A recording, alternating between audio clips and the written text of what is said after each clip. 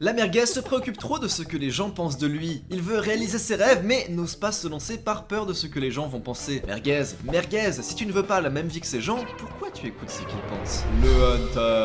Le Hunter se fiche de la vie des gens dont il ne veut pas la vie. C'est grâce à ce pouvoir qu'il a lancé tous ses projets, ses business et qu'il est devenu l'homme qu'il est aujourd'hui. Quand j'ai lancé cette chaîne, franchement, c'était la honte. Genre je veux dire, tu vois, j'ai toujours maté du développement personnel et c'est un peu le truc que j'assumais pas trop, tu vois. Parce que j'avais un entourage, j'avais des potes, je traînais sur Twitter et c'était un peu la honte de regarder du développement personnel, ça fait pédant, c'est un peu nul. Et je voulais créer ce nouveau type de développement personnel un peu rigolo, un peu drôle et un peu à la cool, on se prend pas la tête, tu vois. Parce que pour moi, je pense que c'est important. Et voilà, Trash Bandicoot marchait très bien et moi c'était chelou, je me lance dans ce nouveau projet, dans ça. Des vidéos qui parlent de muscu, de meufs, de santé mentale. En plus, au tout début, pour amener les genre 10 000 premiers abonnés, je faisais des shorts qui étaient un peu cringe. Je faisais ça pour avoir un début d'audience. Et je vais te le dire, en vrai, des gens se moquaient un peu. Mais genre même des potes, tu vois, qui comprenaient pas trop le truc, même des ennemis, enfin des gens qui m'aiment pas, qui ont vu ça comme une super opportunité de se foutre de ma gueule. Oui, le Hunter, la merguez, c'est complètement con. À vous, bah tenez, vous avez vu comment ce délire il marche bien, allez vous faire enculer. Et bon bah voilà, ça c'est le souci que ont plein de gens qui veulent se lancer quelque part. Parce que aujourd'hui, ça va, oui, aujourd'hui la chaîne elle a la street cred. Maintenant elle a, tu vois, il y a des gens qui commencent dans la vraie vie à dire merguez Hunter, je trouve ça stylé. Des gens qui reprennent le délire sur TikTok, tu vois le nombre d'abonnés qui gonfle, c'est génial. Mais gros, les 2 premiers mois, cette chaîne c'était la lose. C'est vraiment genre le mec qui pue la merde. Il a 2000 abonnés, il parle de muscu, il est même pas tant musclé que ça. Il parle de meufs, de santé mentale, c'est gênant, tu vois. Mais aujourd'hui ça va parce qu'il y a la street cred. Parce que si tu veux faire un truc vraiment gros, un truc huge, un truc un peu stylé, genre comme cette chaîne, tu vois, t'es obligé d'y aller à fond. Et faut y aller à fond dès le début. Donc tu dois passer par cette phase au début où tu pues la merde. Et les gens ont peur de puer la merde au début. Et donc bah les gens ils se lancent pas à fond, ils se lancent genre un peu distant, tu vois. Genre ils font le truc un peu sans assumer, sans se donner au max. Et c'est ce qui fait que le truc va pas marcher parce qu'il faut vraiment se donner à fond. Si pour que tes vidéos soient meilleures, tu dois t'éclater un œuf sur la tête, éclate-toi un œuf sur la tête. Parce que si tu fais pas le truc à fond, que t'es un peu distant, ça va pas marcher. Et donc ça va juste être la honte plus longtemps. Puis au final tu vas abandonner. Le but c'est d'y aller à fond, de pas prendre en compte les regards autour, s'en battre les couilles, ne pas trop penser à ce que les gens autour pensent et essayer de percer le plus vite possible, avoir la pression de percer le plus vite possible pour ne plus puer la merde. Et le souci, c'est vous le savez, c'est le jugement des autres évidemment. C'est ce qui va faire que cette phase va être dure. La phase où tu pues la merde et t'essayes de pas trop puer la merde longtemps. Les moqueries, les critiques, les vannes, ton groupe d'amis, peut-être tes parents, peut-être ton entourage, peut-être ta famille, tout ça, ça va te freiner, tout ça, si tu vas vraiment le prendre, tu vas peut-être te ralentir, tu vas dire ok, bah je vais faire le truc différemment, je vais peut-être être un peu plus distant. Et si ça existait pas le jugement des autres, le fait d'en avoir rien à foutre de ce que les autres pensent, gros, on pourrait faire des trucs de malade. Mais même moi, je pourrais faire des trucs encore plus ouf que ce que je fais actuellement. Et j'ai déjà l'impression que je fais un truc de ouf avec cette chaîne honnêtement. Donc voilà, cette vidéo c'est à propos du fait de genre s'en foutre de ce que pensent les gens autour de soi. Parce que voilà, du coup c'est important. Et je dis pas de s'en foutre de la vie de tout le monde, c'est pas le but. Ce qu'on va essayer de faire, c'est de se foutre de la vie des gens qui comptent pas, des gens pas importants, ou des gens qui te connaissent pas ou qui te connaissent de très loin, ou alors de gens qui vont dire un truc mais tu veux pas leur vie, du coup ça sert à rien d'écouter ce qu'ils ont à dire. Là ok, on veut s'en foutre d'eux. Mais mec, prends toujours quand même en compte ce que pensent, je sais pas, ta famille, tes amis proches,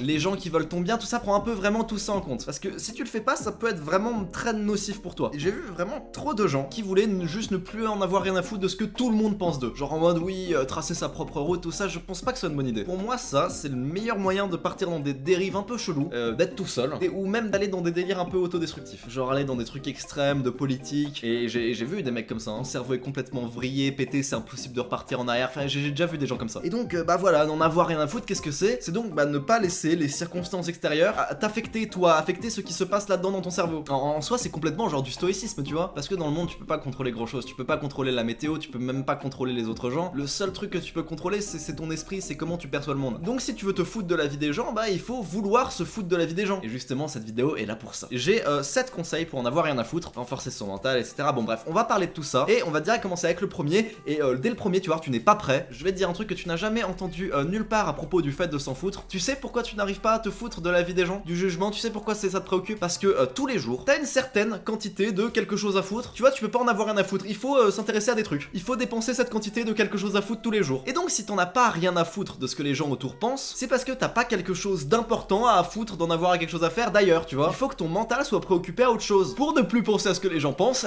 pense à autre chose. Et l'exemple avec cette chaîne YouTube, et ce qui fait qu'au début j'arrivais à tanker les moqueries que ce que je débutais, tu vois, c'est parce que c'était vraiment un projet de fou et je savais que c'était un bon projet. J'y croyais au fond de moi, je savais que ce que je disais c'était pas trop des conneries, qu'il y a des gens qui pourraient kiffer et s'identifier à ce que je disais. J'y croyais vraiment, le truc là, Merguez Hunter, ce délire, je le voyais vraiment au 100K, je vois vraiment ce truc là au 100K. Alors même que je commençais seulement la chaîne, je la voyais déjà au 100K pour de vrai, tu vois, j'y croyais à fond. Et tous les jours je pensais qu'à ça, même encore aujourd'hui je pense qu'à ça. Tous les jours quand je mange je pense à la chaîne, quand je suis en cours je pense à la chaîne, quand je dors je pense à la chaîne, quand je me penses à la chaîne. Ça fait 4 mois tout pile aujourd'hui que la chaîne est créée. Et ouais, c'est un peu malsain, mais honnêtement, il y a pas 10 minutes, je veux dire, éveillé, tu vois, où j'ai pas l'objectif des 100K en tête depuis 4 mois. Donc toi aussi, investis bien ton attention, investis bien tes pensées. T'as une certaine quantité de quelque chose à foutre tous les jours, dépense-la suffisamment et tu pourras plus trop la dépenser à qu'est-ce que les gens vont penser de toi. Et donc bah t'as bien compris, il faut que tu trouves un but à ta vie, un sens à ta vie. Faut que tu trouves ton but, mec, ton objectif, ta mission. Et bon bah voilà, peut-être que je te dis ça comme ça et tu l'as pas ce truc là. Auquel cas je pense que tu devrais très certainement regarder ma vidéo, je ne sais pas quoi faire de ma vie. Je pense que ça va être vraiment game changing pour toi honnêtement. Ensuite, deuxième truc, pour en avoir rien à foutre de la vie des gens, tu peux te dire que les gens en général bah s'en foutent de toi. Même les gens de ton groupe d'amis, même ta famille en vrai. Évidemment ta famille s'en fout pas de toi, c'est peut-être même les gens qui s'en foutent le moins de toi. Mais globalement faut se dire que eux aussi ont leur vie, tu vois. Et leur vie est plus importante. Je veux dire que toi ta vie là actuellement elle est plus importante que la vie de je sais pas ton oncle. Et en fait tu fais ta vie et les gens vont rien dire. Parce que peu importe ce que tu vas faire, les gens vont y penser peut-être 1 minute par jour maximum. Les gens pensent à toi 1 minute par jour maximum, vraiment. Peu importe ce que tu fais. Imagine t'es dans la rue et tu vois un enfant qui danse, qui chante, qui joue, qui fait le bordel, bah tu t'en fous. Il vit sa vie. Et puis bah lui aussi s'en fout parce que en vrai tu regardes comme ça, je sais pas, peut-être que tu veux le juger si t'es con, je sais pas. Et 3 secondes plus tard, voilà, t'as oublié. Et lui aussi il en a rien à foutre, il vit sa vie, il kiffe. C'est génial dans sa tête, tu vois. On a un peu cette vision égocentrique de nous-mêmes, que tout le monde nous regarde, tout le monde pense à nous, mais c'est pas vrai. Et même moi honnêtement, ma vie en vrai elle est vraiment bien, je trouve vraiment que ma vie est géniale. C'est mon avis, voilà. Je veux dire, je fais quand même des trucs de fou, des vidéos, des machins. J'ai fait un clip, j'en referai un, j'ai fait des trucs sur les réseaux, je me suis fait inviter dans plein d'endroits stylés depuis que je suis jeune, je combats à l'étranger, je veux être champion du monde. Et même là, avec cette chaîne, je trouve que je suis un peu en train de créer un truc de fou. Et bah mec, les gens de mon entourage, même les gens qui sont proches de moi, au mieux, ils y pensent 1 fois par jour. Ils me regardent, ils me voient faire mes conneries sur YouTube depuis des années, ils doivent se dire oh bah c'est sympa ce que fait Lohan. Et puis ils repartent à leur train de vie, leur train-train quotidien. Tu vois, les gens pensent trop à eux, ils pensent pas assez à toi. Peu importe à quel point tu vas faire des trucs de fou, peu importe à quel point tu vas sortir du cadre, tu vas créer de nouveaux trucs, les gens s'en connent, les gens s'en battent les couilles. Alors voilà, dis-toi ça et imagine maintenant que t'as une vie normale, que tu fais même pas des trucs de ouf. Et bah là mec, tu vas marquer absolument personne. Tu vas naître, vivre et mourir sans avoir eu aucun impact sur la vie de personne, frère. T'as pas envie de ça, c'est la loose quand même. Donc au boulot, sors-toi ça de la tête, les gens pensent pas à toi. Troisième truc que tu peux faire pour en avoir rien à foutre, améliore ta santé mentale. Encore. Améliorer sa santé mentale, c'est ultra important aujourd'hui et je pense honnêtement que toi là t'as une mauvaise santé mentale actuellement. Même si tu t'en rends pas compte, je peux t'assurer que si t'as le lifestyle, on va dire classique, moderne que tout le monde a aujourd'hui, je peux t'assurer que t'as une mauvaise santé mentale. Tu te divertis trop, tu manges de la merde, tu sais pas différer ta gratification, tu fais pas de sport, bah ça c'est la loose, tu vois, t'as une mauvaise santé mentale quand tu fais ça. C'est pas magique, hein, c'est très concret. Et bah mec, je vais te dire un truc, ces pensées que t'as, que les gens autour de toi pensent à toi, le jugement des autres, la vie des gens, tout ça, toutes ces pensées, je te jure mec, qu'elles s'en vont d'elles-mêmes à partir du moment où juste tu te sens bien dans ta tête, où t'as des bonnes pensées, tu vois. Et donc bah go, toi, vas-y maintenant tout de suite, étape par étape, au boulot pour améliorer ta santé mentale. C'est très concret. Le but c'est juste d'être bien dans sa tête et tu vois, il y a des trucs très concrets qui agissent sur ça. Et je te jure qu'aujourd'hui, et c'est très controversé ce que je veux dire, je m'en fous, mais tu peux vraiment avoir une bonne santé mentale en 2 semaines, montre en main, mais je te promets que c'est vrai. Je pense honnêtement que ça prend 2 semaines de sortir de la plupart des dépressions. Genre si c'est juste un état que t'as dans ta tête là, que tu te sens pas bien, tu sais pas quoi faire de ta vie, t'as pas trop de but, mais que t'as pas genre eu de deuil ou de trauma, genre pas ce genre de dépression, mais juste tu t'as pas trop de but, tu vois. En gros, cette sensation de mal-être un peu constant, en gros, ça se guérit en 2 semaines, mais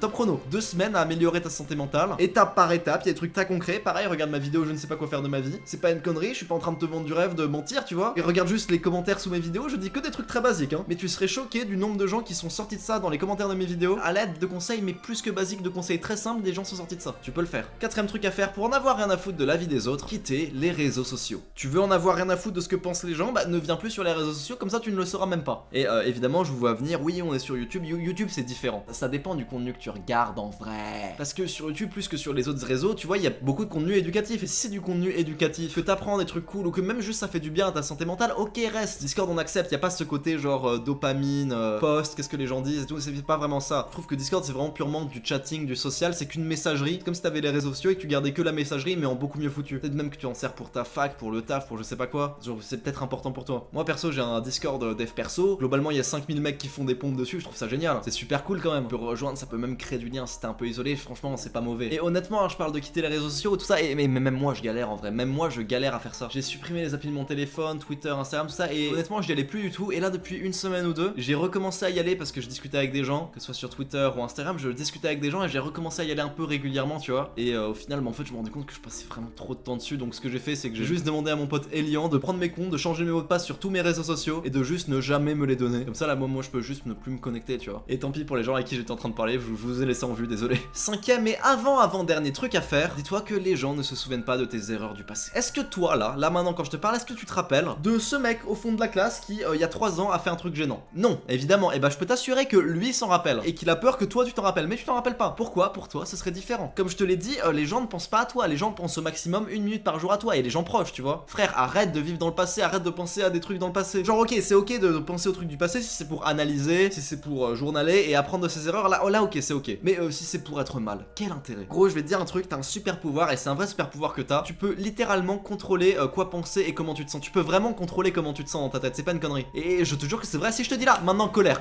tout de suite colère, énerve-toi, tu sais qui te dira qu'est-ce qui va se passer, tu vas respirer plus fort, l'adrénaline monte. Là si je te dis tristesse, active la tristesse, maintenant tout de suite, triste, tu vas être triste, hop, désactive, active, désactive, active. Tu te rends compte, tu peux littéralement décider de comment tu te sens. Et là mec, je vais dire un truc, c'est pareil avec le bonheur, avec la joie, le fait d'être content. Bon voilà, le bonheur c'est un peu surcoté, ça veut un peu rien dire le bonheur, j'aime pas ça. Mais bon voilà, le fait de se sentir bien dans sa tête, tu m'as compris. Bah gros, tu peux littéralement te forcer à ressentir ça et le ressentir vraiment, ça s'appelle la gratitude. Force-toi à ressentir des pensées de gratitude. Force-toi à dire putain, j'ai un jean, il est stylé, mais c'est génial. C'est pour ça que beaucoup de gens sont tristes aujourd'hui. Ils se disent qu'ils sont tristes, et bah donc ils le sont vraiment. Mais alors pourquoi les gens qui disent ça, pourquoi vous prenez pas en compte le facteur le plus important? C'est que c'est toi qui contrôle comment tu te sens. Ton esprit t'as littéralement ce pouvoir. Les gens se rendent pas compte que le remède quand t'as une mauvaise santé mentale, quand t'es pas bien, il est extrêmement pratique, tu vois. Sortir, voir des gens de qualité, avoir ses propres buts, bien dormir, gratitude, méditer, mieux manger, tout ça, mais ça marche. Mec, tu te sens mal actuellement, va grimper un arbre. Je te jure que ce n'est pas possible de se sentir mal quand t'es en train de grimper un arbre. T'es là, t'es con, tu fais des débats politiques sur Twitter comme un gogol, ça va rien changer à ta vie, hein. Et tu donnes toute ton énergie pour convaincre des gens que c'est toi qui as raison alors que ça ne va rien changer à ta vie. Et tu te demandes pourquoi tu te sens pas bien, pourquoi tu te sens pas heureux, pourquoi tu te sens pas bien dans ta tête. Mec, va grimper un arbre, va vraiment grimper un arbre. Et je sais que là on va dire oui d'accord, ok, sur le coup quand je grimpe à l'arbre je me sens bien, mais après quand je repars dans mon train-train quotidien, bah les pensées noires elles reviennent et c'est pas cool. Bah je sais pas, grimpe un deuxième arbre. Pourquoi arrêter? T'as fait un chêne, fais un séquoia maintenant. Tu comprends ces trucs de santé mentale? À chaque fois j'ai des commentaires qui me disent oui effectivement Loan, méditer, mieux manger, tout ça ça me fait du bien, de me balader dans la nature et tout, c'est vrai que ça fait du bien. Mais les jours où j'arrête, les jours où je le fais pas, bah je me sens pas bien. Bah fais-le tous les jours.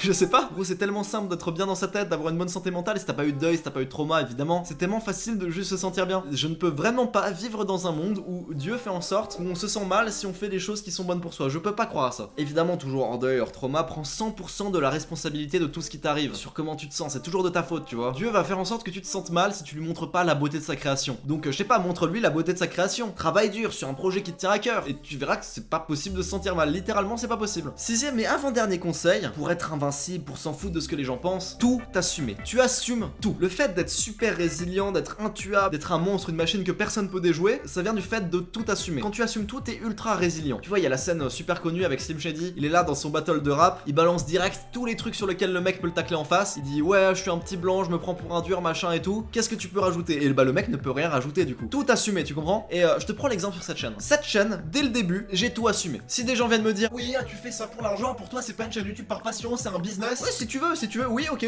j'assume, je fais vraiment ça pour l'argent. Je le dis dans les vidéos. En vrai c'est pas vrai. En vrai pour moi c'est quand même une passion, c'est quand même chouette. Mais je m'en fous, je dis que c'est un business parce que c'est quand même une grosse partie business. Mais ça reste un truc cool à faire. Même genre un drama Twitter, pour moi c'est pas possible de me mettre dans la sauce sur Twitter. Enfin on va dire une très grosse sauce, c'est pas possible. Je peux toujours me prendre des petites sauces mais comme tout le monde sur Twitter, tu vois. Parce que à chaque fois qu'un mec essaye de me mettre dans la sauce, essaye de prendre hors contexte un truc que j'ai dans mes vidéos, j'ai tellement développé une communauté de fous que directement dans les commentaires direct il y a des gens qui me défendent, tu vois. Automatiquement, ça me rend ultra résilient, il peut littéralement rien m'arriver juste parce que j'assume tout. La seule possibilité, vraiment c'est la seule possibilité que cette chaîne meure, qu'un drama suffisamment gros fasse tout exploser, c'est que je sais pas, soit j'ai arnaqué vraiment plein de gens, soit une meuf qui fait un témoignage, genre j'ai fait une dinguerie un jour, genre je l'ai manipulé pour faire je sais pas quelle dinguerie, tu vois. Mais même là c'est pas possible. Mais sinon je suis tellement résilient, je suis inattaquable sur rien, tu vois. Septième et dernier conseil, choisir de ne plus se comparer aux gens, mais de rivaliser avec les gens. Et non, bah c'est pas pareil de se comparer et de rivaliser. Et là maintenant j'ai ça et je vois très bien les commentaires venir. Oui, non, je veux pas me comparer, la vie n'est pas une compétition. C'est faux, c'est ultra faux. Et dans tous les domaines il y a de la compétition en fait. Tu veux X, et bah super, il y a un autre gars qui veut aussi X. Que ce soit de la thune, que ce soit une chaîne YouTube, que ce soit une meuf, je sais pas. Le monde est ultra compétitif, hein. Si t'es pas prêt à regarder les gens en face et dire ouais ok, je vais me battre, je vais me bagarrer pour avoir ce truc là, pour avoir ma part du gâteau. Si tu fais pas ça mec, t'auras la même part que tout le monde. Et crois pas, la part de la plupart des gens elle est rikiki. Vraiment toute ma vie ce n'est que de la compétition. Cette chaîne, je suis en compétition avec les autres youtubeurs dev perso. J'arrive conquérir ce game avec mes gros sabots, je grappille du terrain à chaque vidéo avec un concept qui est un peu rigolo, un peu jamais vu en France. C'est de la rivalité bien sûr. Quand je combats en boxe, parce que c'est directement de la compétition, genre vraiment c'est de la bagarre, tu vois, je vais défoncer le mec, c'est le but. C'est mon adversaire. Chaque seconde de ma vie, chaque microseconde de ma vie, c'est de la compétition avec des gens dans mon esprit. Je suis en compétition en permanence quand je me douche, quand je bouffe, quand je mange, à chaque fois je suis en compétition mec. Je vais te raconter une histoire qui s'est passée là il y a pas très longtemps. Il y a quelques jours, j'avais mis un réveil à 4h du matin avant d'aller me coucher et je me suis couché tard, je me suis couché peut-être à minuit, tu vois, pour aller courir dehors genre à 4h du matin et peut-être revenir ensuite me rendormir. Et je cours beaucoup, hein, je cours au moins 10 km. Donc voilà. voilà, je suis en train de dormir et là mon alarme sonne. Premier réflexe, qu'est-ce que je fais? Je ferme l'alarme et je me dis putain mais non mais c'est une connerie, je vais quand même pas me lever, je suis ultra crevé, je me rendors. Et puis là d'un coup il y a un truc qui a fait clic dans mon cerveau. J'ai vu David Goggins m'engueuler. Je me suis dit attends, qui serait capable de faire pareil? Qui serait objectivement capable actuellement, dans ma position avec la fatigue que j'ai là actuellement, de quand même sortir du lit, de se lever? Alors j'ai pas non plus fait le fou à 100%, j'ai pris un casque et j'ai mis de la musique parce que c'était le seul truc qui pouvait me faire tenir et me faire courir. Et même là j'ai même pas mis de la musique de fou, la musique que je kiffais, j'ai mis juste de la musique histoire de pas entendre les voix dans ma tête. Et bah mec, quand j'étais en train de courir, j'étais vraiment là en train de rivaliser avec le monde entier. J'étais en train de me dire mais qui pourrait faire ça? Qui a les balls de faire ce que je suis en train de faire? Tu vois, on dit oui c'est pas bien de se comparer. Oui c'est toxique, non c'est faux. Enfin ça dépend. Pour moi il y a se comparer et rivaliser, c'est pas la même chose. Rivaliser c'est avoir le même objectif que quelqu'un d'autre, c'est vouloir la même chose que quelqu'un d'autre. Le but étant de l'avoir et pas lui, ou le but étant de l'avoir en une quantité plus grande que lui, ou le but étant de l'avoir avant lui. Et se comparer c'est différent. Se comparer c'est voir un mec qui a déjà le truc que tu veux et te dire que toi tu l'as pas et que tu voudrais et que tu pues la merde. Voilà, ça c'est nul ça. Ça c'est toxique, ça c'est Instagram, c'est TikTok qui te montre en permanence des mecs plus beaux, plus riches, plus connus, plus musclés que toi et qui te fait que tu te sens mal, tu vois. Ça détruit ta vie, ça détruit ta santé mentale. C'est pour ça que nous on n'est pas sur les réseaux, tu vois. Regarde l'exemple avec moi et Kélian. On a lancé notre chaîne plus ou moins un peu en même temps et c'est un peu la rivalité entre nous qui va arriver aux 100 000 abonnés en premier. C'est ça, tu vois. Mais c'est de la rivalité, c'est un